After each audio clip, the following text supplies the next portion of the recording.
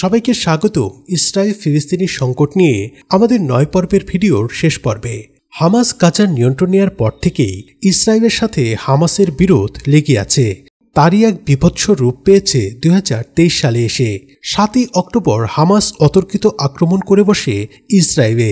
এরই উত্তর দিতে ইসরায়েল শুরু করে এক নৃশংস অভিযান। হামাসকে নির্মূলের নামে তারা শুরু করে জাতিগত নির্মূলের অভিযান।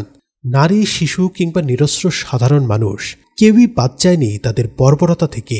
এখন পর্যন্ত 50,000-এরও বেশি সাধারণ নাগরিককে হত্যা করেছে ইসরায়েলি বাহিনী।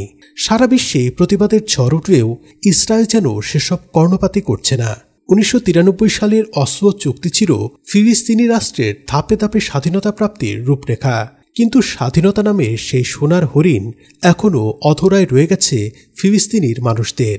সেই চুক্তিরই আরেকটি পয়েন্ট ছিল ইসরায়েল ফিলিস্তিনির ভূমিতে আর বসতি স্থাপন করতে পারবে না।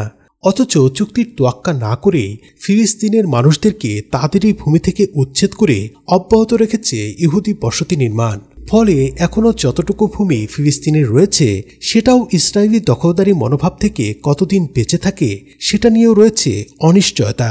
এই ছিল ফিলিস্তিন সংকট নিয়ে আমাদের 9 পর্বের ভিডিও। আগের পর্বগুলোর লিঙ্ক মন্তব্যের ঘরে দেয়া আছে।